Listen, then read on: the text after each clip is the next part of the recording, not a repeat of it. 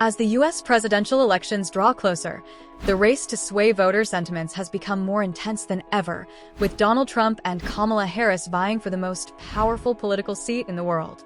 With a clear intention to outdo themselves, these two have turned the public space into their debate arena as they discuss issues bothering around policies, economics, healthcare, and even religion. You know, you still need help from the boss. We need help from the boss. Faith is not passive. Faith motivates action. It lifts us up and it gives us purpose. But beyond all the public rhetoric, who among these two leading candidates embodies the Christian values that resonate deeply with Americans? Join us in this video as we examine the facts and uncover the hidden truth behind the religious beliefs of Donald Trump and Kamala Harris. Religion has always been intertwined with American politics, and this coming election won't be any different. As the two major candidates on the ballot, Trump and Harris know they must find a way to balance both to increase their chances of getting elected. But it's pretty much clear that their approach to this task would be different. And that's okay because, as you know, they have different backgrounds and ideologies when it comes to religion. For his part, Donald Trump identifies as a non-denominational Christian, but he was actually raised as a Presbyterian. However, he wasn't really the type of kid you'd find in the church every service day. That's because of his workaholic dad, Fred Trump. Mr. Fred, a successful real estate developer, ensured that all of his children, including Donald Trump, followed him to construction sites every time they were free. But while Trump's dad was obsessed with work, his mother, Mary, was a lover of God and a devoted Christian. And she did her best to instill Christian values in her children. She would whisk them to Sunday school at First Presbyterian Church and urge them to love God and read the Bible. It was during this period that Donald Trump fell in love with the teachings of Pastor Norman Vincent Peale, but not for the reasons that you might think. You see, as much as he was known for his clergy work, Peale was also famous for preaching the gospel of prosperity, and this was what captured Donald Trump's attention. Many decades later, in 2002, Trump would fall in love with the teachings of another prosperity preacher named Paula White. The former president and billionaire had watched one of her numerous messages, and he enjoyed it so much that he put a call through to her. Ultimately, that call marked the beginning of their relationship, which continues to thrive to this very day. Meanwhile, Trump's main opponent at the polls, Kamala Harris, doesn't exactly have a religious guardian like Paula White in her corner. But some of her actions suggest that she might be deeply connected with his spiritual side, perhaps even more than Donald Trump. And when I said spiritual, I wasn't talking about a particular religion. You see, in terms of diversity, the emergence of Kamala Harris as the presidential candidate of the Democratic Party is a significant milestone in the history of U.S. politics. For context, her mother, Shyamala Gopalan, is a native of Chennai, India, while her father, Donald J. Harris, is an American Jamaican originally from St. Anne's Bay, Jamaica.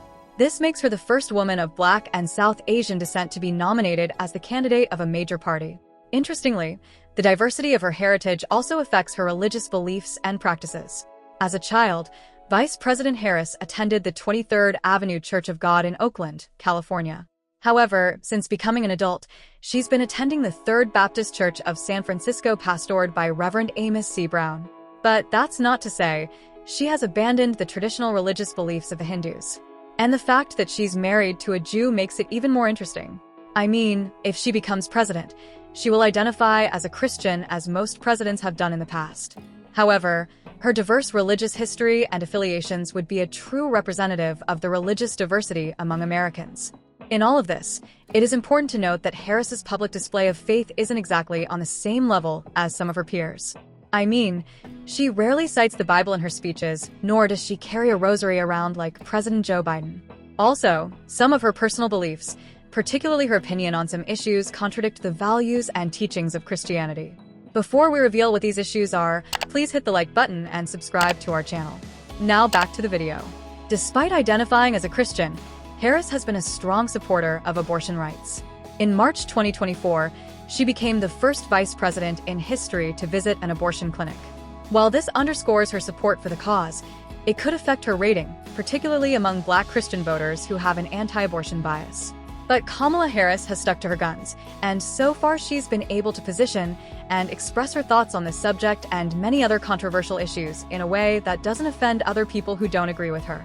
However, we really cannot say the same thing about Trump, who is naturally more brash and outspoken. At some point, he described the Holy Communion as his little crackers and wine. He's also made a few gaffes while discussing matters about faith and religion. 2 Corinthians, right? 2 Corinthians 3:17. That's the whole ball game. Where the Spirit of the Lord, right? Where the Spirit of the Lord is, there is liberty. And here there is Liberty College, but Liberty University. But it is so true. You know, when you think, and that's really, is that the one? Is that the one you like? I think that's the one you like, because I loved it. But despite all of these, he has continued to enjoy the support of Christian voters. 8 out of every 10 evangelicals voted for Trump during the 2016 presidential elections. Earlier this year, 53% of white evangelical Republicans who participated in a survey said they would support him when the polls come around in November. And that's because some of his policies fit into their ideologies, particularly when it comes to the issues of abortion and LGBT rights. From way back in the late 1990s, Trump had always been a strong critic of abortion rights. During campaigns in 2016, he stated in clear terms that women who seek abortion should face, and when he was elected, he set the wheel in motion for the process that saw the Supreme Court revoke the constitutional right to abortion. To put it in plain terms, Trump nominated 3 of the 5 judges who voted on the matter. And even though he had left the White House by the time the verdict was given, he took credit for it, saying the judgment was only possible because he delivered everything he promised. Also, Trump has a huge disdain for LGBTQ rights, a position that aligns with the doctrines and teachings of several religious organizations not only in America but across the world. During his time as president, Trump opposed the Equality Act, which sought to guarantee critical non-discrimination protections for LGBTQ people. In addition, he rolled out a new policy in 2019 banning transgender people from serving in the military. As if that wasn't enough, Mr. Trump joked in a private conversation that Vice President Mike Pence wants to hang gay people. While this might not be a true representation of his feelings towards gay people, many sources believe that he will continue to alienate them with anti-LGBT policies if he is elected as president again. In view of this, it's quite easy to see why he got a lot of Christian votes in the past, and why he might get a lot more in the coming elections.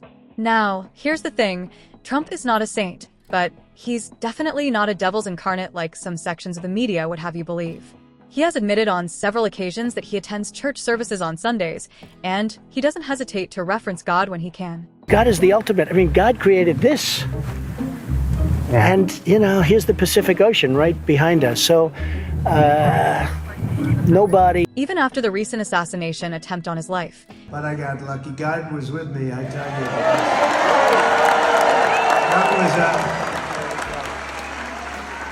That's what they call a close call.